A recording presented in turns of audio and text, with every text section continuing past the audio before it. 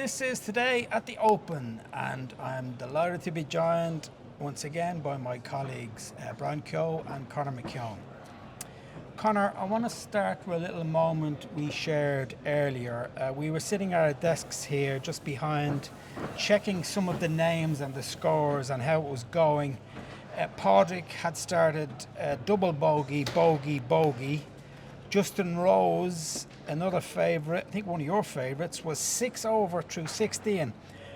And I said, not for the first time, golf is the greatest game in the world. You summed it up brilliantly. Fellas having nervous breakdowns in front of your eyes. Yeah, it's amazing. Like, it is amazing out there just to watch. I went out to Shane's group when they were teeing off. He was the first man on the tee, and you could tell as well that he was just edgy. He was itching to get going. You know, even the kind of, like, he's with Brooks Koepka there, and like they played together at the Zurich, they played together at the Irish Open, they know each other well. But you could tell, like, they were all pretty comfortable not saying anything until they got going. Right. And I'm not surprised there's been some big scores out there, because when you're here for the week, you do get the sense, building up to it, like, this is a tournament that takes itself very seriously, and the whole mythology of the place is self-perpetuating. And the players feel it, and they definitely felt it down on that first tee. And at about 1 o'clock here, there was a bit of a frisson really in the coverage that the wind had completely changed. It was going into them on the first hole. The drives were landing completely different, and the wind apparently hasn't been like this all week. Right. So now golfers are playing a course essentially that they haven't even had a practice on. No. So there will be a lot of nervous breakdowns out Yeah, there. I think so, yeah. Now, you nearly had a nervous breakdown, and it's another example of why this game, why I love covering the game. Tell us about, was it the third hole? Well, yeah, we were coming up. You're following Shane. We were following Shane, and so I don't cover as many golf tournaments as you do. So I'm always a little bit tentative about taking the full access, because you're inside the ropes, and like the steward was telling us, look, you only have to stay out on the side. When the cameras are there, you can kind of come in through the middle. Right. You're effectively walking up the fairway behind them. So I was hanging back off the third, waiting until everybody had gone. But just as I did, I didn't realise that Shane had nipped in to use the toilet on the third. So I basically nearly bumped into him coming off the thing. And I had to let him pass and apologise to him when he went off. And anyway, he birdied the hole, so I'm taking credit. And he took it well. I think so. Didn't give you a ball again. No, we what didn't. What are no. you doing here? Oh, no. He didn't see you. Brian, what is it you love about the game? Because we both cover other sports. Golf basically has been your career. Yeah. What is it? Yeah, I don't know. It's the constantly changing everything. You're constantly trying to calculate what's going on, where are the winds coming from, what are the conditions like, what is the rough like. The arena is different every week. The arena is different from 1 hour of the day to the next. It changes. This morning the wind was coming from one direction, you know, it was a little bit cooler, it wasn't that windy. Now this afternoon it's coming from the opposite direction, it's windy and it's very hard. So it's just never ending, fascinating. How many years are you doing it? Yeah, whatever, 30 years, you know. So 30 years. Yeah, So that's a few nervous breakdowns. that's a few nervous breakdowns. And and even it just stand never out lose. for you. Anything, what was the worst fit you ever saw? The worst fit I ever someone saw. actually really just losing it. It's hard to remember now. There's been so many of them. I suppose losing it, no, but I've seen guys make numbers that you're just sort of going, wow, that. Apart from Padraig in Carnoustie, which was hard to watch at the time. Right. I we all had a nervous breakdown. we all near, that's as near as a nervous breakdown as I think you're going to get. And then 5 seconds later, 10 minutes later, to see him make the 6 and go on and win the thing. You know, it's Right. just, that's what golf is, isn't it? You're on that knife edge all the time, and that's what this golf course is like as well. We were talking about like 18 under par winning this weekend. Just looking at the way the conditions are out there now, you can see why 3 over won when Padraig won, or 12 under the last time. It's guys are playing out of their skin out there, and you know the best scoring is 4 under. And now I've been pondering another kind of question. You know, I love scuttlebutt, but we're here at the Open. It's the tradition of the game. The Claret Jug, most unarguably, I would argue, maybe the World Cup, maybe the Jules Rimet Trophy, the greatest trophy in sport. I would argue the Claret Jug is right up there. I think so. For me, it's the biggest one of them all. It's the best of them all, the greatest of them all. Yeah. Without a doubt. Masters. Okay, so you've got one choice. I'm putting a gun to your head now, and you've got one choice: Open or Masters. Yeah, I'm going the Open. Why? Well, it's like, do you like you like movies. Yeah, I like Robert De Niro, but I also like a bit of watching Ray Fiennes or somebody like that. Somebody with a bit more subtlety, somebody with a bit more nuance about him. That's So interesting. yeah, I do, and a little Right. bit, the little bit of tradition. Right. The Masters, it's the same course every year. The drama's on the back nine. It's beautifully done. Okay. But there's something rough and ready a little bit about the Open, even though it's more polished than it's ever been. Before there were very few ropes around the place, no facilities. You were in a flapping tent. Now we're in beautiful facilities. The players are getting far weird sound, but they have to make money out of this thing as well. But it's still got that je ne sais quoi. Just something about the Open, the tradition of it. I mean, this is the 154th Open Championship. It's been going a while. So what you're suggesting is this is like an art house movie, and the Masters is Dumb and Dumber. I wouldn't say Dumb and Dumber, no. Fast and the Furious. Anyway, you've actually unwittingly you've actually solved the problem last year, because the desk only want to send one of you guys to the Masters next year, so you'll be sitting at home, Brian. Conor. I'll take the Masters. Yeah. Just because it was probably the one, because it's the same course every year, and like because it was a Sunday night, I think when you were growing up, when you were a kid, you got to watch it. Do you know what I mean? When a Sunday afternoon I was playing football or hurling or something like that, so we wouldn't have got to see the Open. But the Masters on a Sunday night, when you're watching BBC, the back nine or whatever it was that they only showed then, something about that still resonates in a way, and it's got as much to do with the place as the tournament itself. So that was the seed, if you want. I think so. Yeah. But you've been there now. Yeah, I think it's magic. I think it, like every year that I've gone has been better than the year before, because I know the place better. Yeah. There's something completely different about it to everything else, and I accept all this, all the gush and reverential stuff and all the rest of it. I'm a bit of a sucker for that. So, but this is like, I mean, Jesus, there are two solid options. Right. Now, the Masters was actually the first major I ever went to. That was '97. And then, where was the Open? Troon. Yes, the Open was open to Troon that year. I remember driving up from my holidays in Bordeaux. Wasn't supposed to go. And I went to Troon. And for a long time, there was no contest. I loved the Masters.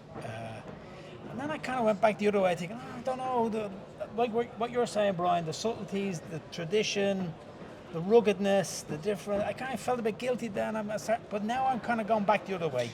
And the way I would define it is, it's how I feel every Monday as I'm walking through the gates. For me, the Masters, there's no experience like it on the Monday. You just cannot wait to get through the gates. Whereas here, Yeah, it's a little bit of a manufactured feel about the Masters. It's a bit like going to Disneyland. Everything is organised to perfection. What's wrong with Disneyland? Well, no, absolutely. If Or you like Dumb and Disneyland, you love Disneyland. But what's it based on? It's based on this. Okay. The course is Right, based on that's how this. we feel about it. What about the players? Because I don't know if you heard that, Conor. I think was this press conference actually. Jordan Spieth said, "This is the greatest tournament in the world." Now he's won both. Yeah. He has a green jacket. He won here in 2017. So I kind of thought it was an interesting thing to say. Now I don't fucking believe it. No, I don't believe them either. I do wonder sometimes what the American golfers really feel about the Open. Not to say that they're all liars. You want me to tell you? Yeah. Let me tell you. They would actually have the Open number 3. Yeah, after the they US would Open, put the US Open before it. I've 'Cause- just been talking to a couple of guys about it. Yeah, like links golf for them must be a kind of a very quirky thing. They play so little of it. Yeah. So little of it. Like all pro golfers play very little of it, but at least golfers from this part of the world, from Ireland and from Britain, a lot of them played a lot of it were growing up, so there's something familiar to it. But I wonder if sometimes it's more of a novelty thing for them than anything else. But even the golfers, the pros on this side of the pond, they wouldn't admit it. I mean, Pádraig would never admit it. Actually, Pádraig, in fairness to him, I actually would believe Pádraig. He'd go for the Open every time. But I wouldn't actually believe too many of the other Europeans who would say, knowing, well, geez, I can't not say the Open. Given, I actually think 95% of them would go with the Masters now if they could only have one. I think so too. I'd agree with you about that. I think the Masters is one of the great success stories in pro sport in terms of how it just perpetuated itself from what was originally like an invitational event and a kind of a sniffy members club, and somehow it has kind of retained that, but also become this global sporting event. How much of that is marketing and how much of it is golf? And I'm here in my master's jacket. You've got a golf channel. Is that the golf channel there? It's not. It's Carhartt. Oh, I thought they'd posted you. But no, they. But see, again, it comes back to that nervous breakdown thing we're talking about. Right. Like, I don't think we've ever seen anywhere else players affected in quite the same way as they are at Augusta. There's something bewitching and beguiling about that course and the tournament together that makes them do batshit things. That does drive I them think that's crazy, the true test of the jeopardy and the want for them to win it. Right. And Other than Van de Velde, like, was there ever one that was? I was just going to say, and we were only talking about pondering. What about them? Van de Velde, so many guys, coming down the stretch in Open Championship. The Van de Velde Nick ones. Price over the years trying to get over the line in the Open. Could never. It's just so many stories. I think it means. You could see it in Scheffler last year. He has that strange way about him saying, well, look, what's it all about? And you win and you go on to the next thing. But when he did, and that moment of triumph, you could see it when he had that jug. For just even for those few minutes, you could see that he got a sense of what it was all about. I'm still with the Open. I understand the feelings about the Masters. It is special, but they brought all the reporters over from here over the years, and because this is the essence of the game. Yeah, I absolutely wouldn't disagree with anything. There was a very interesting column in Golf Digest yesterday by Joel Beale about the. Hold on, I have it here. So the Open keeps growing, but is it coming at the price of tradition? And here's the paragraph that jumped out. The Open at its core is an exercise in preserving art from a distant time. Lately it feels like the art is being altered just to get more people through the door, compromising the very reason they came. So the theme of this was commercialization, and we can see it everywhere now. I mean, I was in the when he first was, what used to be a pro shop. Yeah. What do they call it now? Or the merchandising, or the open shop, yeah, or it's like a whatever it's called. department store. Yeah. And I actually did feel so. I mean, I've got this Masters top on. I actually did buy a Claret Jug logo, the Open Right. logo. Okay. Yeah. I might wear that tomorrow. Yeah. Just why for you, not? Brian. Yeah. I might give it to you. It's a commercial operation I might these give days. it to you. Thank you very much. I'll gratefully accept. But yeah, I do get a sense though that they get a bit peeved now. The RNA, the Royal and Ancient are getting kind of peeved now because they can see it too. They see the Masters, the draw of the Masters, and what it's doing. And I don't know if they're trying to, Yeah, the only thing is, it says the difference there is the RNA are like a governing body for golf. Like, they distribute a lot of the money that they make into the game of golf. Whereas Augusta National is a different operation. Like, that is everything that happens there serves what's in the four walls of that tournament. So I wouldn't in any way begrudge the RNA. I'd like some of the questions and that column are about the golf courses. Like, you're talking about building new holes and ditching original holes on 100-and-something-year-old links, so there's kind of like this idea of almost cultural vandalism about it.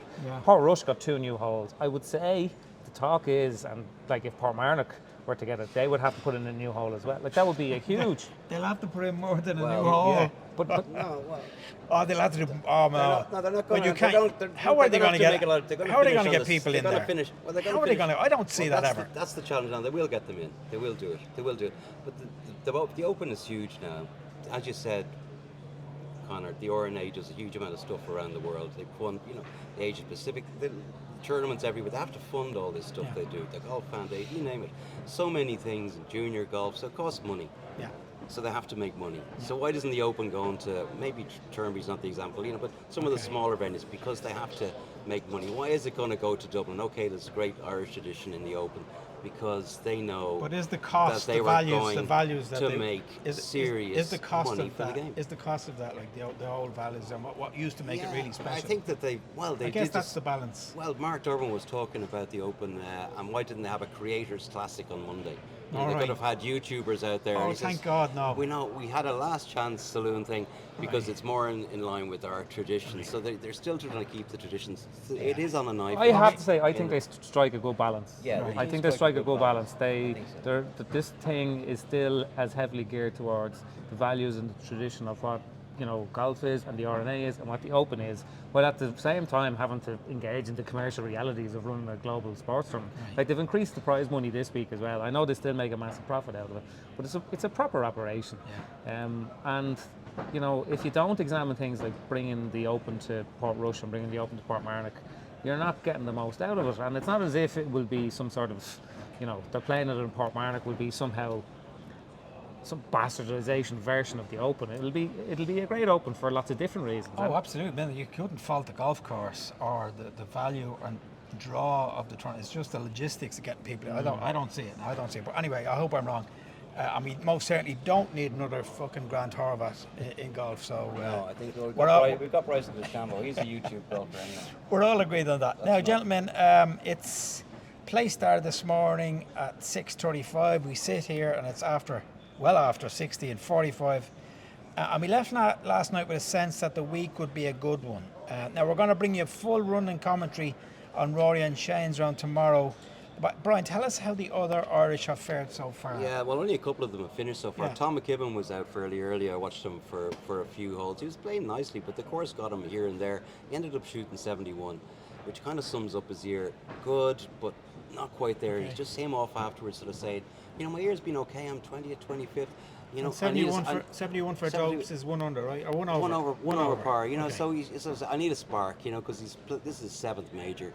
Made the cut in the first 3. The last 3 he's missed the cut. And so 71 is not a bad start And at all. what about our 2 amateurs? And then, David Howard from Photo Island in Cork, he shot 74. There was fantastic atmosphere out there with him. There's over 100 people out there from 74 with the bogey at the last as well. And he made a few birdies, played nicely, played for a few sloppy mistakes as you would in your first major, but it was just the love for him out there from all the Cork fans as well. So it was lovely to see him play. And Stuart Grenn is still out in the course. I think he had a triple bogey sort of late in his back nine. So, but he's had a great year. I mean, you win the amateur championship. So are we still feeling good about the tournament, gentlemen? Yeah, like anything under par today is going to be really good. Okay. Like Scotty Scheffler, who'd be like obviously a good example, was 4 under after 6 and finished 2 under. And like literally he was on the 6th when that wind came in. So that'll tell you that the early scores are nearly like they're the guys who got the bit of luck, but they're not a true reflection of it. So I mean, if you're saying that in a major tournament that anything under par is a good round, that sets it up beautifully. Sure. A couple of 66s early today, and a couple of good players on 67. Paul, I hope you noticed. I did notice, Brian. In fact, I'll go back and check just to make sure you're not playing me. I'm going to bring that. I'm going to bring you the Claret Jug short for tomorrow because you've earned it. And with that, Brian, you can stay with the Golf Channel. We'll see you tomorrow. Thanks for tuning in.